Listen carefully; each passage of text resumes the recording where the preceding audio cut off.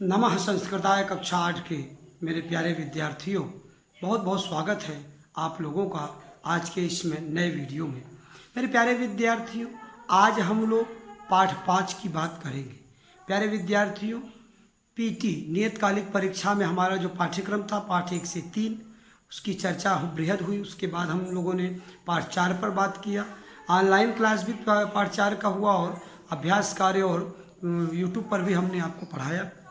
आज हम लोग पाठ 5 की चर्चा करने के लिए यहाँ उपस्थित हैं। प्यारे विद्यार्थियों, आपसे ये बताना चाहेंगे कि जो भी बच्चे वीडियो को यूट्यूब पर लगातार देख रहे हैं और पाठ को पूरे वीडियो को देखने के बाद जो अपना क्लास नाम और सेक्शन नाम क्लास और सेक्शन जो लिख रहे हैं कमेंट बॉक्स में, ये बहुत ही अच्छा हमें लग रहा है, क्योंकि हमारे और आपके साथ में जुड़े रहने का यही एक मात्र माध्यम है कि हमारे द्वारा लगातार अध्ययन सामग्री उपलब्ध कराती जाती रहे और आपके द्वारा उस अध्ययन सामग्री का पूरा लाभ अवलोकन के माध्यम से, लेखन के माध्यम से, श्रवण के माध्यम से आप पूरा लाभ लेते रहें और कमेंट बॉक्स में अपना नाम क्लास और सेक्शन लिखते रहें। जो भी सजेशंस, जो भी सलाह, जो भी मशवरा आपका आ रहा है उसका बहुत बहुत स्वागत है। प्यारे विद्यार्थियों, आइए देखते हैं क्या है आज हम लोगों के लिए कक्षा अष्टम विषय संस्कृत और संस्कृत में पाठ 5 मूर्खाय उपदेश न वरम। वरम माने श्रेष्ठ होता, न माने नहीं, सही नहीं है। क्या उपदेश देना किसे? मूर्ख को उपदेश देना सही नहीं होता है। मूर्खों को उपदेश नहीं देना चाहिए, ऐसा आप समझने की कोशिश कीजिए। पाठ 5 आप यहाँ पर देख सकते हैं। हम लोग यहाँ बात कर रहे हैं पृष्ठ संख्या 28 और 29 पर। देखिए आप देख सकते हैं पृष्ठ संख्या 28 पर ये पाठ 5 है और लिखा है मूर्खाय उपदेश न वरम। लंग लकार यहाँ पर आप देख सकते हैं, यहाँ लिखा हुआ है लंग लकार माने भूतकाल। मतलब इस पाठ में भूतकाल की बातें बताई गई, ऐसी कहानियाँ हैं जो पहले बीत चुकी है। भूतकाल की बात होती है इस पाठ में, इस कहानी में। पाठ को प्रारंभ करें इसके पूर्व मैं चाहता हूँ कि सबसे पहले हम लोग शब्दार्थ का अवलोकन कर लें। शब्दार्थ के अवलोकन के बाद हम पाठ को पढ़ेंगे और पाठ पढ़ने के बाद हम देखेंगे कि हमारे लिए एक कार्य में क्या है। तो मेरे प्यारे विद्यार्थियों, आइए सबसे पहले हम अवलोकन करते हैं शब्दार्थ का। यहाँ क्या लिखा है? वट वृक्ष। प्यारे विद्यार्थी, इन शब्दों को आपका सुनना अति आवश्यक, क्योंकि ये संस्कृत के ये तत्सम शब्द, शुद्ध शब्द हैं संस्कृत के। इन्हें प्रोनाउंसिएशन आपका, उच्चारण आपका सही से आता रहे। एक बच्चे ने एक बार हमसे कहा, मतलब अपनी परेशानी बताया कि सर हम याद नहीं कर पाते हैं। मैंने कहा बेटा क्यों नहीं याद करते? बोला बोल नहीं पाते। बोले बोल क्यों नहीं पाते? सुन नहीं पाते। तो जब सुनेंगे ध्यान से तो आप बोलना सीखेंगे और बोलना सीखेंगे तो आप लिखना सीखेंगे और लिखने के बाद आप याद करने लगेंगे। तो लिख कर याद करने के बाद लर्निंग बाय राइटिंग का प्रोसेस जो है वो यही सुनने से ही शुरू होता है। तो ध्यान से सुनिएगा। पहला शब्द है वट वृक्ष। वट वृक्ष का मतलब बड़ माने बरगद का पेड़।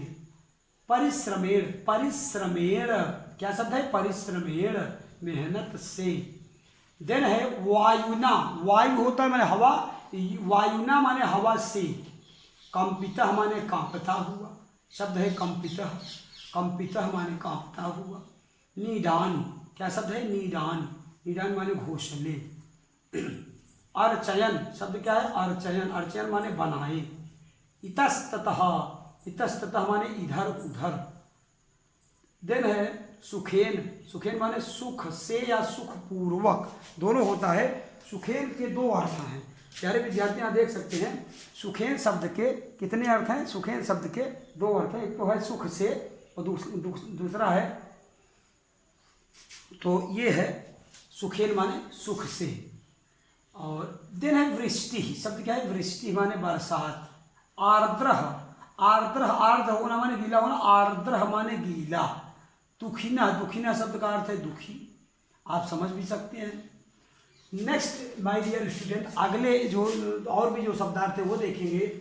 यहाँ है अकथयन। क्या है? अकथयन माने बोले। अश्रुणोत माने सुना। देन है अत्रोटयत में तोड़ा। देन है तेसाम। क्या है? तेसाम माने उनके। ते माने वे सब, तेसाम माने उनके। वरम माने श्रेष्ठ माने बड़ा माने या उचित। तो 3 अर्थ इसके हो जाएंगे। वरम माने श्रेष्ठ, वर कन्या की बात होती है तो वरम माने श्रेष्ठ।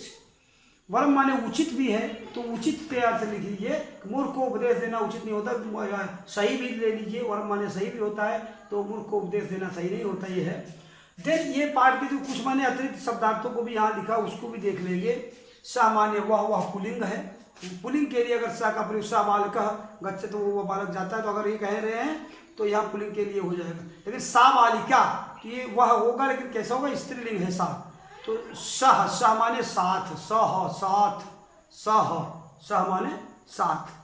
आगे देखेंगे, कह रहे हैं अपि, अपि माने भी होता है। क्या होता है, अपि माने भी। च मीन्स और, च और, इतस्ततः माने इधर उधर, ये रिपीट हो गया है, इतस्ततः यहाँ भी, इतस्ततः यहाँ भी रिपीटेड वर्ड है, कोई बात नहीं, इधर उधर। नीडेश माने घोंसले में, नीडेश घोंसले में, तो नीडेश ये पक्षियों के बारे में आ रहा है।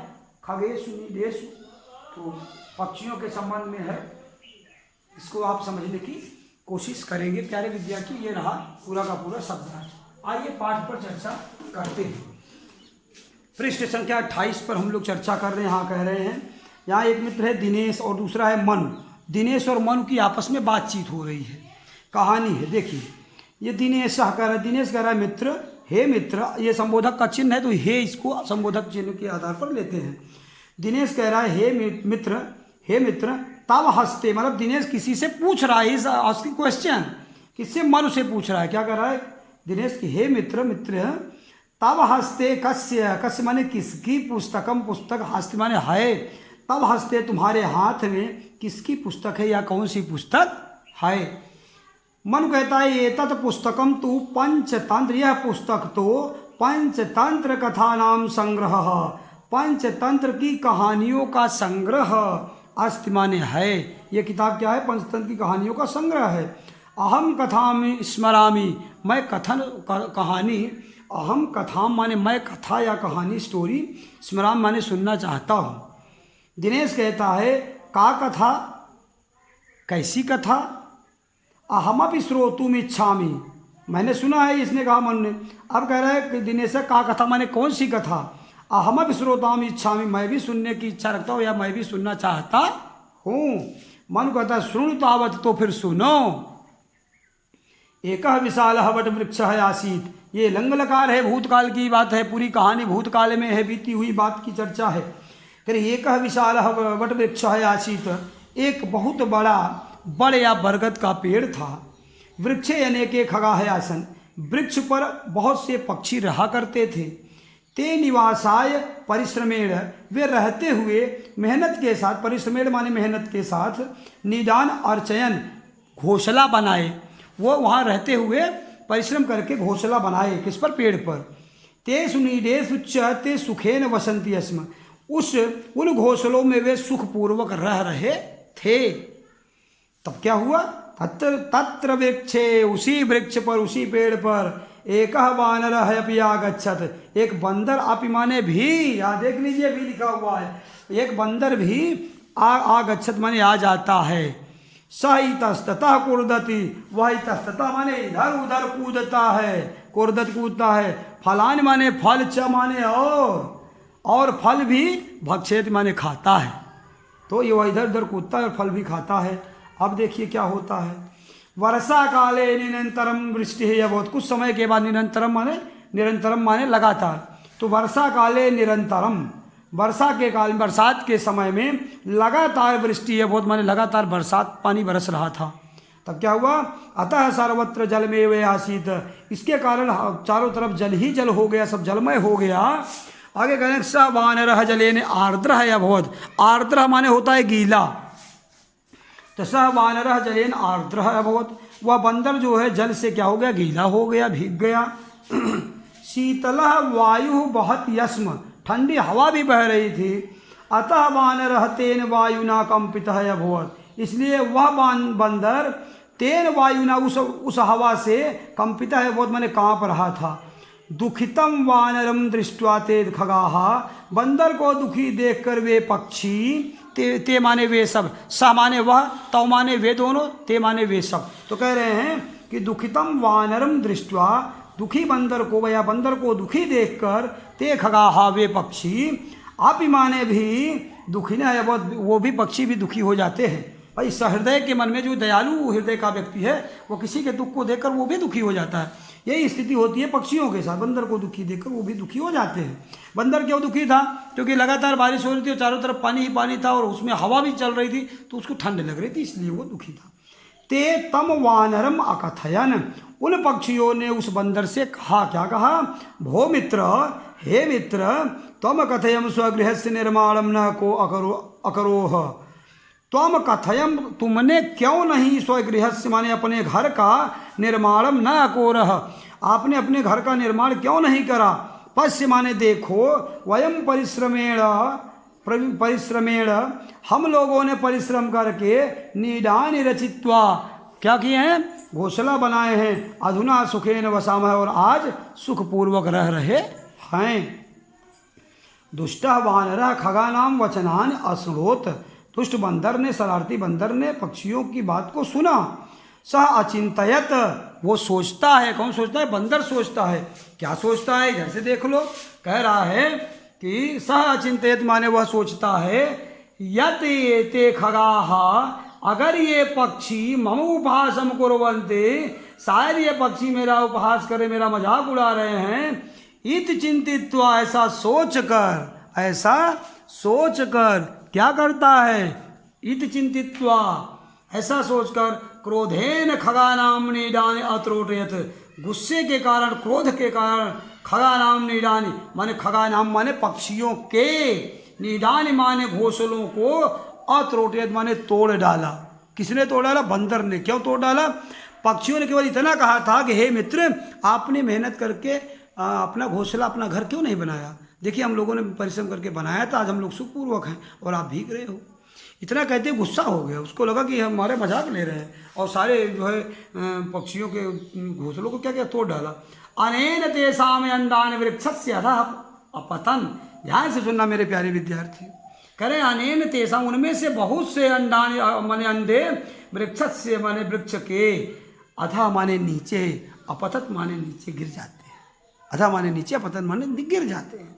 बहुत सारे, मतलब ये जब तोड़ देता है घोंसलों को तो बहुत सारे अंडे भी उनके गिर जाते हैं। ते दुखिना या भवान, वे बहुत ज़्यादा दुखी हो जाते हैं। अतएव महाजनाः, इसीलिए हाँ इव माने इस तरह से, महाजना महान जनों को, महान जनों के द्वारा, बड़े लोगों के द्वारा, अच्छे लोगों के द्वारा, महान लोगों के द्वारा, यत कथयन्ति, ऐसा कहा गया है, तत् उचितम, सही है। क्या कहा गया है? मूर्खाय उपदेशः न वरम, मूर्ख को उपदेश देना अच्छा नहीं होता है, मूर्ख को उपदेश देना श्रेष्ठ नहीं होता है।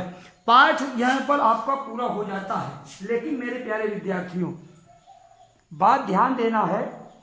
क्या ध्यान देना है बात में? जब ये पाठ आपका पूरा होता है, यहाँ पर ठीक यहीं पर दिया है, लंग लकार को समझाया है कि लंग लकार क्या है। लंग लकार माने भूतकाल, मैंने पहले ही बताया था। कह रहे भूतकाल की क्रिया बताने के लिए लंग लकार का प्रयोग किया जाता है। इसमें पूर्व अ जोड़कर धातु के बाद प्रत्यय लगाए जाते हैं। यथा पठ माने पढ़ना, अत माने एवं, अ माने आगे लगा देते हैं भूतकाल के लिए, अपठत माने पढ़ा आदि। स्म प्रयोग, अध्यापक स्म के प्रयोग का सामान्य परिचय छात्रों को देंगे। तो मेरे प्यारे विद्यार्थी, ये होता है ये पूरा पाठ। अब बातें किसकी करेंगे हम लोग? बातें होंगी थोड़ा सा अभ्यास कार्य की। किसकी बात? अभ्यास कार्य। क्या कह रहा है? एक विशाल कह आसीत, एक बहुत बड़ा क्या था? तो एक विशाल वटवृक्ष है आसीत। खगा कुत्र आसन, पक्षी कहाँ थे? पक्षी कहाँ थे? गृहे जले वृक्षे, तो कहाँ थे? वृक्षे, यहाँ फिलअप भी है। वृक्षे कहे आगच्छत्, वृक्ष पर कौन आ जाता है? तो वृक्ष पर बंदर आ जाता है। वर्षा काले निरंतर में कहा बहुत क्या होता है? बरसात के समय लगातार क्या होती है? वृष्टि माने बरसात होती है। फिर क्या करें? वानरः केन आर्द्र है बहुत, बंदर किस चीज़ से भीग जाता है? जल से। खगा वानरम दृष्ट्वा किम अवदन्, पक्षियों ने बंदर को देखकर क्या दिया? क्या कहा? खगा अवदन्, खगों ने बोला, पक्षियों ने बोला, भो मित्र, हे मित्र, तुम कथम स्वगृहस्य निर्माणम न अकरोह, आपने अपने घर का निर्माण क्यों नहीं किया? खगा स्वनिडान केन अर्चयन्, खगा स्वनिडान केन अर्चयन्, तो कह रहे कैसे अपने घर की रचना किया पक्षियों ने? खगा स्वनिडान परिश्रमेण अर्चयन्, खगों ने, पक्षियों ने अपने घर के निर्माण परिश्रम के साथ किया। वानरः वृक्षे किम किम करोति यस्म, बंदर वृक्ष पर क्या क्या कर रहा था। वानरः वृक्षे ततः कूर्दति फलानि च भक्षयति। बंदर वृक्ष पर इधर उधर कूद रहा था और फलों को खा रहा था। क्रोधेन वानरः किम अकरोत्, क्रोध में बंदर ने क्या किया। क्रोधेन वानरः खगानां नीडान् अत्रोटयत्। क्रोध में बंदर ने खगों के पक्षियों के घोंसले को तोड़ डाला। अंडान यथा पतन च, और अंडों को नीचे गिरा दिया। आगे कह रहे हैं कि खगा नीडेश सुखेन वसंति अस्म, खगा केशु सुखेन वसंति अस्म। नीडेश माने कहाँ, माने घोंसले में। शीतला वायु वहति अस्म, कीदृशा वायु वहति अस्म, कैसी वायु बह रही थी। वानरम दृष्ट्वा खगा दुखिनाय भवन, हाँ खगा तो पक्षी दुखी हुए थे, तो वानरा दृष्ट्वा का दुखिनाय भवन, हाँ के दुखिनाय भवन, हाँ ये होगा। वानरा खगा नाम वचनान अश्रुणोत, हाँ खगा नाम बंदर ने किसका वचन सुना, बंदर पक्षियों का। वानरा के शाम वचनान अश्रुणोत। आगे है पक्षिणा को मिलाएंगे खगा से, रचित्वा को मिलाएंगे कृत्वा से, वचनान को मिलाएंगे वचांश से, और भक्षयत को मिलाएंगे खादत से, पौनेन को मिलाएंगे वायुना से। आगे प्यारे प्यारे विद्यार्थी क्या कर रहे हैं। अधोलिखित वाक्यानाम लंग लकारे परिवर्तनम कुरुत, ये भी एक्सरसाइज देखेंगे। आगे देख लीजिए क्या कह रहा है एक्सरसाइज ये कि चित्रम दृष्ट्वा प्रदत्त पदय वाक्यान पूरित, इन पदों के द्वारा वाक्य को पूरा कीजिए। काका पिपासिता अस्ति, कौवा प्यासा है। सह उद्यानम, का जो बगीचे में जाता है। तत्र घटम पश्यत, वहाँ घड़ा देखता है। घटे स्वल्पम जलम अस्ति, घड़े में थोड़ा सा जल था। आगे कहानी को समझते जाइएगा और फिलअप कर रहे हैं तो सही है कि नहीं है आपका। सह आगे क्या कर रहे हैं कि सह उपायम करोति, वह उपाय करता है। घटे पाषाण खंडानि छिपति, घट में क्या कर, घड़े में क्या करता है, पत्थर को डाल देता है। जलम ऊपरी आगच्छत, जल ऊपर आ जाता है। काका जलम पीत्वा संतुष्ट है, वो कौवा जल को पीकर संतुष्ट हो जाता है। इस तरह से कहानी को पूरा फिलअप कर दीजिए। कस्मय नराय उपदेश न दातव्य, हमें पाठ से क्या सीख मिलती है, कैसे लोगों को शिक्षा नहीं देनी चाहिए। तो मूर्ख नराय उपदेश न दातव्य, मूर्ख लोगों को उपदेश नहीं देना चाहिए।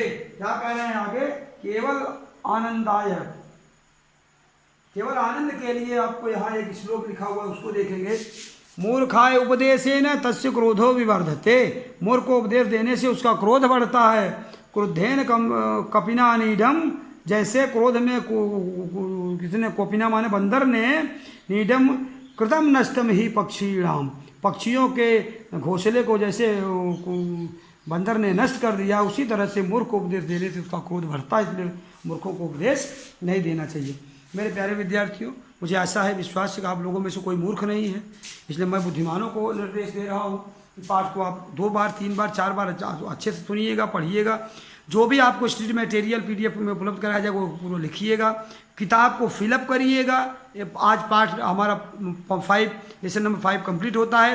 अब हमारे हाफ ईयरली एग्जामिनेशंस के लिए कुछ सिलेबस की बात करें तो हमारा बचता है लेसन नंबर, क्या बोलिए, लेसन नंबर 6 बातें करेंगे। आगे देखते हैं गृहकार्य में। गृहकार्य में पहला गृहकार्य है कि पाठ के सभी शब्दार्थों को अपनी कॉपी में लिखकर याद करें। तो कौन सी कॉपी में लिखकर याद करेंगे, हाँ संस्कृत की कॉपी में लिखकर याद करेंगे।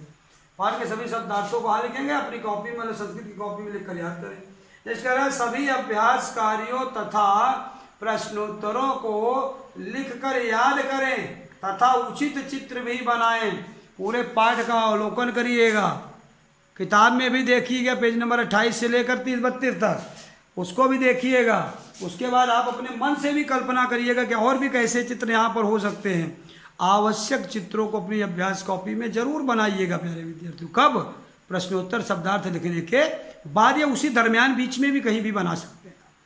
एक अच्छी कॉपी में कवर होना चाहिए। इस तरह से आप अपनी कॉपी को मुकम्मल ढंग से बनाइएगा। मेरे प्यारे विद्यार्थियों, इस आशा और विश्वास के साथ कि आपको जो भी अध्ययन सामग्री उपलब्ध कराई जा रही है हम लोगों के द्वारा, उसका आप बखूबी अवलोकन करेंगे। और गृहकार्य आपको जो दिया गया, पहला गृहकार्य क्या है कि पाठ के सभी शब्दार्थों को अपनी कॉपी में लिखकर याद करें। यह भी आप करेंगे। और अभ्यास कार्य नंबर 2 को भी जरूर करेंगे, जिसमें कहा जा रहा है कि सभी अभ्यास कार्यों तथा प्रश्नोत्तरों को लिखकर याद करें तथा, अब जब लिखकर ये तो याद करना है, इसके अलावा उचित चित्र भी बनाएं। चित्र को भी आपको बनाना है मेरे प्यारे विद्यार्थियों। आपसे किसी भी तरह की भूल, किसी भी तरह की गलती नहीं होनी चाहिए। आप अपने कार्य को पूरा करिएगा। इस आशा और विश्वास के साथ कि आपको जो भी अध्ययन सामग्री उपलब्ध कराई उसका पूरा लाभ आप लेंगे, घर में होंगे, सुरक्षित होंगे। अपने बड़े छोटों सबका ख्याल रखिएगा मेरे प्यारे विद्यार्थियों। हंसते मुस्कुराते रहिए, खूब परिश्रम करते रहिए। इन्हीं बातों के साथ आज के लिए इतना ही। मिलते हैं नेक्स्ट वीडियो में, तब तक के लिए धन्यवाद।